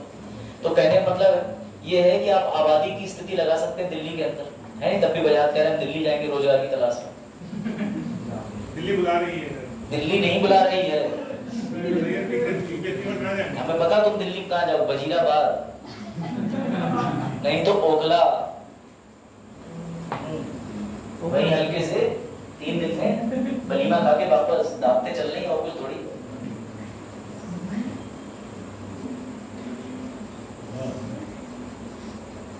नहीं तो फिर साउथ दिल्ली जाओ, वो है घूमने लायक सबसे पहुंचे लाता। नहीं दिल्ली स्टेशन के पास तुम 3 ही क्यों हंस रहे हो, हैं? सही ब्लॉग देखा करो इंटरनेट पे।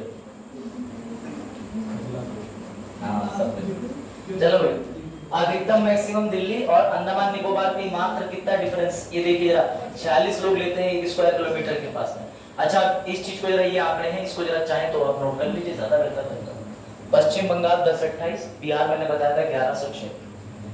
बेटा कम से कम हर संडे को जब तक पेपर निकाल नहीं लेते सेंसस रिवाइज करते रहना, जितनी जल्दी आंकड़े याद होंगे उससे 3 गुना तेजी से चले जाएंगे। जब आप एक किताब को 4 बार पढ़ते हो तभी आपका दिमाग भी काम करेगा कि कहीं 1106 पढ़ा था, वरना दिमाग भी कह देगा है सुबह से लेकर शाम तक 1500 व्हाट्सएप के मैसेज पढ़ लिए हो, याद में कुछ रहेगा। हाँ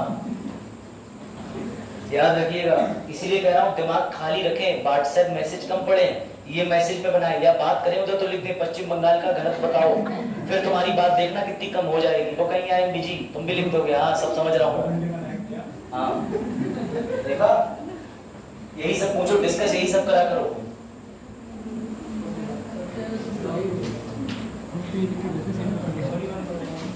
लिखा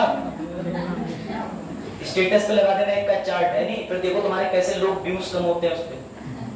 पढ़ाई की बात कोई देखेगा नहीं। हाँ ये सबसे, हाँ क्या होगा, कर लो नोट कर लो। इसके बाद लिंग अनुपात पे आते हैं। लिंग अनुपात भारत का कितना है? 973 वर्तमान में महिलाएं हैं, कितने 1000 पुरुषों में। इस मामले में बड़ा भाग्यशाली है रसिया। हाँ 84 महिलाएं, मतलब वहां 84 पुरुष पे 100 महिलाएं, तो 16 महिलाएं फ्री है। 17 8 नहीं 84 पे 16 महिलाएं। वाह सीसाइड की अलग ले रहे हो तुम इंटरनेट में, कुमार एजुकेशन 11 रुपए में। चलो याद रखिएगा, है ना। अच्छा भारत का राजस्थान समझ आता है कि लिंग अनुपात की स्थिति क्या है। वहां पे फीमेल फर्टिसाइड होता है, मतलब गर्भपात महिलाओं का। ऐसे कई राज्य हैं जिनमें ये चीजें होती हैं। आपको बता दूं छत्तीसगढ़ या एमपी भी हो गया, यहाँ भी यूपी में भी एक समय पे घटनाएं होती थी गर्भपात की। आज भी थोड़ा पूर्वांचल की तरफ जाओगे तो यहाँ पे है। बिहार के अंदर तो पकड़ो विवाह होता है, पता है आपको? पकड़ो विवाह ये होता है कि अगर तुम धोखे से बिहार चले गए और उन्हें पता चल गया कि तुम सरकारी बाबू हो, वो पहले उन्हें कोई मतलब नहीं कि तुम्हारी कास्ट क्या है, सीधी बात समझो। उन्हें इतना पता है सरकारी नौकर है, लड़की गुजरेगी, वह 4-5 गुंडे आएंगे Maruti van official kidnapping car लेके, उसके अंदर दूल्हे को भरा और बस दूल्हा सीधे 7 फेरे ले रहा, और वो भी मुंह पे दबाव बना के बगल में बंदूक रखे, क्योंकि 7 फेरे हो गए। मेरी बात तुमने नहीं सुनी पूरी तरीके से। नौकरी वाला पेपर देने वाले लड़के सुरक्षित हैं। हाँ समझ गए? तो ध्यान रखिएगा, लिख लिया। दिल्ली मत भूलिएगा 11,320, ठीक है। और इससे भी ज्यादा प्रो लेवल देखना है तो पाकिस्तान चले जाओ, सीमा है तो बोली सारी सरहद पार तार उठा गई। भाई एक बात बताओ, बॉर्डर पे फेंसिंग होती कि नहीं होती? तार उठाया और वही वाली बात, वो 3 बच्चे कैसे माने होंगे?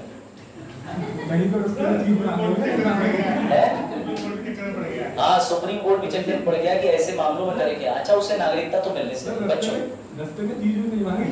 वही बात मैं कह रहा हूँ। कितने अच्छे बच्चे थे जो एक बार भी नहीं बोले मम्मी अंकल चिप्स। मम्मी का वो चुप रहा बेटा, हम खुद अंकल चिप्स देखने जा रहे हैं। बड़ा हिम्मत की बात है। उसने अपने बच्चों का जीवन की, या तो पता नहीं सचिन ने वीडियो कॉल करके सब घर पे दिखा दिया, देखो है हम लोग एजेंट नहीं है, ये सही है, सब हमारा लेकिन तब भी बहुत बड़ी हिम्मत की बात है कि एक महिला। फिर अच्छा, इंडिया में हमेशा वो चलता है निगोशिएशन बैलेंसिंग। यहाँ से तुरंत अंजू चली गई पाकिस्तान, बोली सीमा इधर से इधर आ सकती है, हम उस पार भी जा सकते हैं, तो वो भी है आप वो इसलिए छोड़ दी, बोली पहले मैं देख आती हूँ, नहीं बाकी मतलब ट्रांसफर इनको इसलिए नहीं कर पा रहे हैं क्योंकि अब भारत में लॉ फंस गया है, वो भारत में आके भी शादीशुदा हो गई है।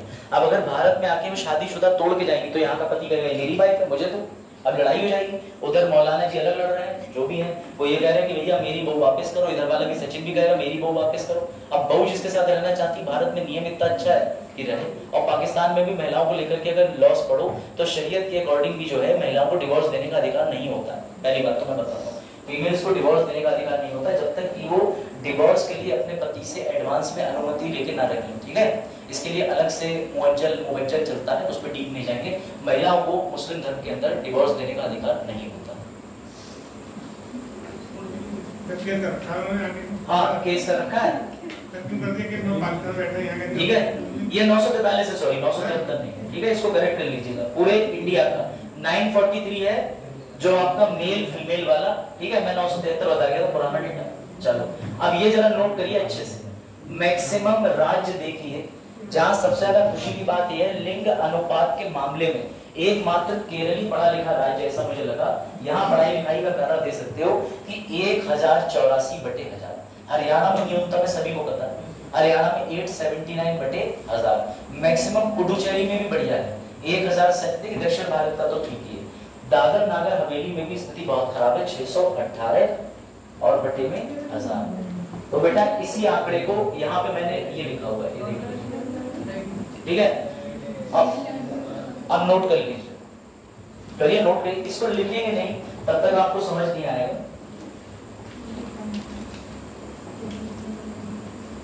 केरल के अंदर सबसे ज्यादा सेक्स रेशियो है, ठीक है, कितना 1084/1000। तमिलनाडु में कितना है 996। भाई केरल तमिलनाडु दोनों एकदम पड़ोसी पड़ोसी, दोनों को मिलाने वाली पहाड़ियों को क्या नाम है बताओ, ठीक है, याद रखिएगा। दूसरी बात ये हरियाणा सबसे कम, लेकिन जम्मू की भी स्थिति गंभीर है भाई, जम्मू की भी याद रखिएगा। सर्वाधिक सेक्स रेशियो वाला केंद्र शासित प्रदेश कौन सा है बेटा, पुडुचेरी। और उसके बाद सेक्स रेशियो वाला केंद्र शासित प्रदेश न्यूनतम में कौन सा है, तो दमन है, ठीक है। तो तुम्हारे दामन पे दाग है, इसलिए अब तक लिखता था मैंने। अरे मतलब कीचड़ में कमल खिला है, ठीक है, चुनाव चले। सेंसस के नाम पे तुमने खाली 2223 लिखा है, कहाँ है सेंसस? कोई बात नहीं, हंस लेना तो बेटा, बड़ी भी ज्यादा दूर नहीं है, पुल से उतरते उल्टे हाथ। अब देखो ये लोग तुरंत समझ जाते हैं, इनका पूर्व अनुभव रहा है।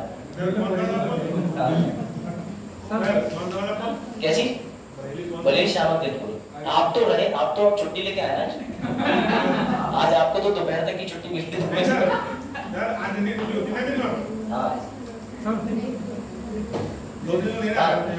लिंग अनुपात में असमानता लाने की प्रमुख कारण सरकार की नीति 100%। किस प्रकार से?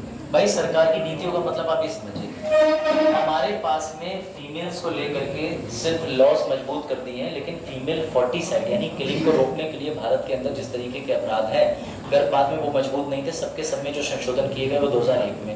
दूसरी बात सुनिए है, आइडियल सेक्स रेशियो तो मैं सीधे मान लो बराबर इक्वल, और कोई तरीका ही नहीं जो कि असंभव है। दूसरी बात नीतियों की बात कर लो। अब आपको ये योजना क्यों देखने को मिल रही, बेटी बचाओ बेटी पढ़ाओ, पहले क्यों योजना नहीं? भाई सिंपल सी बात है, नीतियां नहीं थी। और सबसे बड़ी बात यह है कि व्यक्ति की सोच और सरकार इन नीतियों को इम्प्लीमेंट करने में फेल तो हुई। मुझे नहीं लगता कि सरकार के पास इस गवर्नमेंट से पहले कोई ऐसी नीति थी भी जो फीमेल को संरक्षण प्रदान करती हो। इसके बाद बेटियों पे बहुत पहल दिया जाने लगा, तो नीतियों की तो कमी थी। और दूसरी सबसे बड़ी बात तो ये है, इंडिया के अंदर जो विचारधारा है उस विचारधारा की, है ना।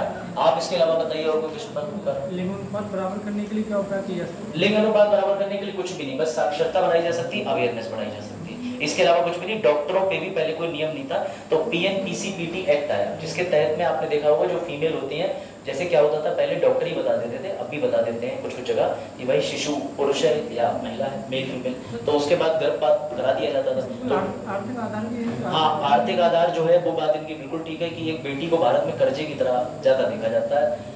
शादी करा करके ये नहीं सोचते हैं पढ़ा लिखा के DM भी बनाया जा सकता है, उल्टा सोचते हैं कि अगर नहीं पढ़ेगी तो भैया फिर शादी ब्याह बरात वाला खर्चा। तो भारत के अंदर कहीं, इसलिए मैं मानता हूँ मोदी जी ने एक काम तो बढ़िया करा कि जो महिलाओं के लिए 2-2.5 लाख वाली स्कीम आई थी कि इतना पैसा आप डाल दीजिए, इंटर तक की पढ़ाई हो जाएगी और उसके बाद में इनको शादी के समय पर कुछ पैसा मिलेगा। तो ऐसी योजना और होना चाहिए और जागरूकता की जरूरत है, और तो कोई खास कारण नहीं। चलिए अब आ जाओ साक्षरता दर पे, ये सबसे इंपॉर्टेंट है बेटा। 2011 में ज्यादा लोग भारत में पढ़ लिख गए, 73% हो गया है 2011 के अनुसार साक्षरता दर, जो कि 2001 में कितना था 64.8। बेटा साक्षरता दर का मजाक सुनो, भारत में 7 वर्ष से ऊपर का कोई भी बच्चा या कोई भी पुरुष या कोई व्यक्ति, अब बच्चा ही कहेंगे भैया, 7 साल का कौन ही आदमी है, तो सुनिए, हाँ पुरुष तो है, तो सुनिए 7 साल का कोई भी व्यक्ति इनके परिभाषा के अनुसार अगर कोई लिखना पढ़ना और समझना जानता है, जैसे तुमने कहा इस बार चुनाव चिन्ह बोला, हाँ ठीक है, तो मतलब समझना लिखना पढ़ना जानता है, तो बेटा उसी को कहलाते हैं साक्षर। क्या कहते हैं? साक्षर। ध्यान रखिएगा कि किसी भी राज्य में ये फॉर्मूला है, कैसे लिटरेसी रेट कैलकुलेट करते हैं, तो साक्षरों की संख्या निकालने के लिए बटे में 7 वर्ष तक के बालक, ठीक है, और गुणे 100 कर देते हैं, तो इससे लिटरेसी रेट निकल के आ जाता है। नंबर ऑफ लिटरेट पर्सन का मतलब ये है कि वहां पर ग्रेजुएट भी होंगे, इंटर भी होंगे, हाई स्कूल भी होंगे, उनके नीचे 7 वर्ष से अधिक वाली जनसंख्या से काट देते हैं, सीधा रेशियो होता है, ठीक है। अब जरा इसमें एक चीज ये देख लीजिए, इसमें आपको कुछ खास बताने की जरूरत नहीं है, फिर भी देख लीजिए। केरल का सब जानते हैं, केरल का लिटरेसी रेट इसमें 94 है, लेकिन 100% हो चुका है। केरल का लिटरेसी रेट कितना है? 100%। इसलिए केरल के अंदर महिलाओं का लिंग अनुपात, महिलाओं को वह नहीं मानते हैं, लेकिन वहां भी एक समस्या है, कन्वर्जन बहुत तेजी से हुआ है। क्रिश्चियन समुदाय ने मुस्लिम्स का भी कन्वर्जन बहुत तेजी से कर दिया। हर राज्य की कोई ना कोई प्रॉब्लम है। असल में केरल के अंदर वामपंथी समुदाय का समस्या जो रहती है, जैसा सरकारें बताती हैं, वो भी रहती है, लेकिन केरला, याद रखिएगा, केरला सबसे पहले पर्यावरण की नीतियां भी लागू करने में केरला, तमिलनाडु बहुत बढ़िया। इसे इंडिया का स्वीडन कह सकते हो। ये वामपंथी और दक्षिणपंथी में अंतर क्या होता है? ये बहुत डिफरेंट माता है, नीति माता। देखिए वामपंथी और दक्षिणपंथी की अगर हम बात कर लें तो वो तो सीधी जैसे 3 तरीके के होते हैं, राइट विंग होता है, लेफ्ट विंग होता है और एक्सट्रीमिस्ट होता है। अब इसमें आ जाओ तुम, जैसे इन्होंने दक्षिणपंथी की बात की, तो वो तो ठीक भी लगता है कि अपने क्षेत्र विशेष के लिए बचाने के लिए प्रयास कि हमें दक्षिण बचाना है, लेकिन वामपंथी लोग हमेशा अपोजिट होते हैं, जो गवर्नमेंट की किसी भी नीति को सही नहीं मानते हैं। मतलब आज गवर्नमेंट कहने लगे कि हमें अपनी आर्मी को नंबर 1 पे करना है, वो इसमें भी कोई ना कोई गवर्नमेंट का क्रिटिसिज्म ढूंढ लेंगे, बस ये मुख्य कारण रहता है। हाँ, एनार्किस्ट पुलिस, वो तर्कवादी भी होता है, लेकिन उसके हर तर्क गवर्नमेंट के खिलाफ नहीं होगा, जबकि वामपंथी संस्थान जो होते हैं टोटली होते हैं। अब इसमें राइट विंग, लेफ्ट विंग होता है, जो कि गवर्नमेंट की जगह ये मानता है कि हमारी गवर्नमेंट को नीति बनाना ही नहीं चाहिए। राइट विंग और कारणों को सपोर्ट करता है, जैसे इंडिया के अंदर पूरा सिस्टम ही बदल दो। समझ गए? इस पर अगर आप कहो तो मैं आपको आधे घंटे की पूरी डिस्क्रिप्शन दे सकता हूँ क्लास के रूप में, लास्ट क्लास में ये डिस्कस जरूर करेंगे, ठीक है, रख लेंगे इस पे। वामपंथी संगठन जैसे आपको पता वो CPI है, ठीक है, DCI है, तो ये सब संगठन अपनी विशेषताओं के लिए जाने जाते हैं। साम्यवादी सोच के संगठन भी है भारत के अंदर। हाँ, स्टालिन की बात करी, CM ओके की, वो तो बहुत ज्यादा कट्टर है। चलो, तो बेटा ये याद रखिएगा, सर्वाधिक भारत साक्षरता वाला केंद्र शासित प्रदेश लक्षद्वीप है। उसके बाद न्यूनतम दादर नागर हवेली। इसमें जैसे पता तुम क्या बुद्धि का इस्तेमाल करो, दादर नागर हवेली के पास में घर पे कॉमा लगा के स्लाइड से लिख के वहीं लिख देना किन इन चीजों में ये नंबर बने। जैसे अगर पता चला लिटरेसी रेट में तो ये नंबर 1 पे है ही, सबसे न्यूनतम के अंदर। पता चला अगर साक्षरता दर के साथ में वृद्धि दर में भी है तो वहीं लिख लेना। मतलब एक कॉमन राज्य में जो नंबर 1 की विशेषताओं पर लिस्टिंग अलग से बना। हाँ,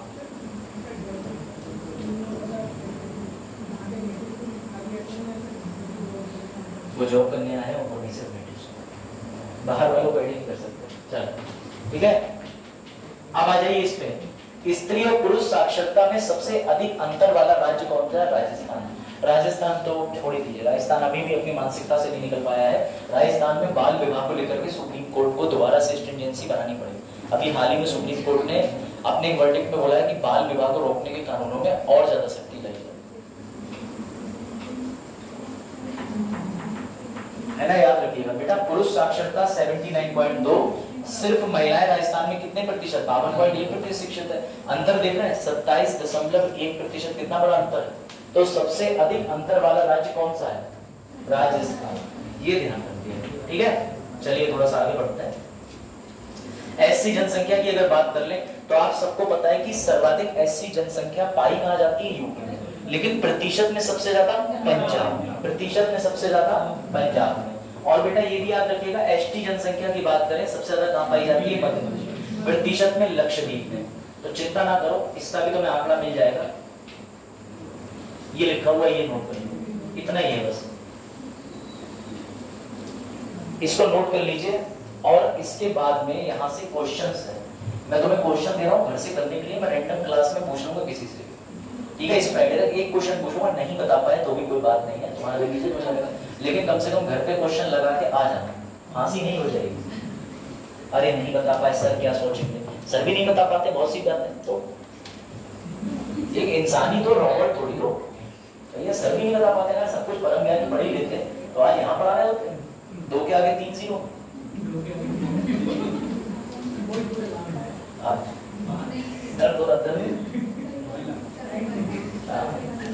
ठीक है, ये लिख लो, एसटी में लक्षद्वीप, ठीक है। कौन सी दवाई की बात कर रहे हो तुम? कोई नहीं, ठीक है। चलो फिर इसके बाद में आपको इसी पीडीएफ के अंदर बस एक बात ये ध्यान रखिएगा, 1918 में प्लेग फैल गया था, तो ये आता है कि कौन से डिकेटल के दौरान, यानी कि कौन से महान विभाजक वर्ष किसको कहा जाता है। तो जनसंख्या 31% गिर गई 1911 से 1921 में, बेटा याद रखिएगा। और इसके बाद भारत में पहली बार जनगणना कब हुई थी? 0.31 होगा। हाँ 0.31, ठीक है। उसके बाद इसमें आ जाइए, मायो के समय पे हो गया। ये बताइए 2011 की जनसंख्या जो है जनगणना स्वतंत्र प्राप्ति के बाद की कौन सी? शाबाश। चलो ये बताओ, ऋणात्मक वृद्धि यानी कि नुकसान, ऋणात्मक मतलब जब कर्जा हो जाता है, 1911 से 1921, ठीक है। प्लेग फैल गया था। 2011 की जनगणना अनुसार भारत के किस राज्य की जनसंख्या सबसे कम है? सिक्किम, ठीक है। सिक्किम 6,17,000 लोग रहते हैं 1 स्क्वायर किलोमीटर की आबादी के अंदर, ठीक है। हाँ ये बताइए, सर्वाधिक जनसंख्या वाला राज्य कौन सा है? 20 करोड़ नहीं, अब 24 हो गई है, यूपी। हाँ मध्य प्रदेश। 2011 की जनसंख्या के अनुसार विश्व की कुल जनसंख्या 17.5%, ठीक है। अब ये सुनो, ये हाँ स्पेशली ये वाले जो क्वेश्चंस है मैं बता रहा हूँ तुम्हें, कहाँ से तुम्हें क्वेश्चन घर से लगाने हैं, ये सारे क्वेश्चन देखो। ये टेस्ट पेपर के आए हुए हैं, अभी अक्टूबर 2023 का जो पेपर हुआ था एसएससी के, जो भी क्वेश्चंस इंपॉर्टेंट है इसमें आगे पीसीएस के भी प्रश्न है, मैंने सारे डाल दिए, कोई एक भी प्रश्न मत छोड़ना अक्टूबर में, वरना रोगे। मैं भी बता दे रहा हूँ, इसमें कुछ अच्छे प्रश्न भी देखने को मिले थे बेटा। जैसे इन्होंने ये पूछ लिया है कि कितने अंक का कोड इस्तेमाल किया जाता है राज्य के लिए, तो आपको बताना पड़ेगा। तो बेटा डिस्ट्रिक्ट कोड के लिए आंसर दिया है कि डिस्ट्रिक्ट के लिए 3 डिजिट, सब डिस्ट्रिक्ट 5 डिजिट, विलेज के लिए 6 डिजिट का होता है। तो भैया ये आपको याद रखना पड़ेगा, ठीक है। कई सारे अच्छे प्रश्न इसमें दिए हुए, देखिए इस तरीके के सेंसस में पूछ लिया कि महिलाओं का आंकड़ा तो कितना है, आपके लिए आसान लग रहा होगा। केरल कितना है यहाँ पे?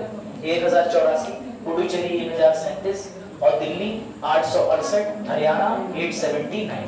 क्वेश्चन टफ नहीं है, अभी 2023 का है, लेकिन जो आंकड़े मैंने लगाए हैं वो क्वेश्चन को देखने के बाद ही लगाए।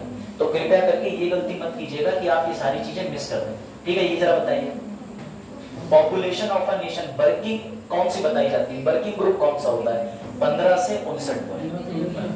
अब ये जो नई नई चीजें आपको मिल रही हैं, ये इस प्रश्न को लगा के ही मिलेंगे, ठीक है। तो ये सारे प्रश्न लगाने हैं, आई थिंक इससे इतने ज्यादा प्रश्न काफी हो जाएंगे आपके। ओवरडोज हो जाए है? हाँ अभी डाल देंगे बेटा, सही कह रहे हैं।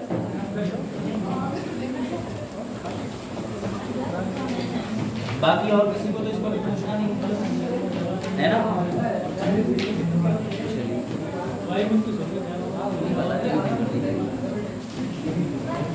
ये 30 को बंद कर देना, जैसे ये 30 हो, जैसे 21, 22, 23, 24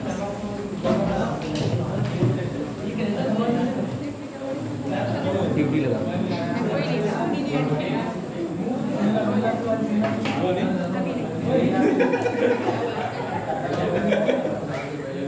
30 सेकंड का टाइम ही बच रहा है लेक्चर में, तो पूरा करेंगे। डिजिटल बोर्ड देखिए बहुत ही अटेंडेंस किसकी बची है, अटेंडेंस लगवा लें।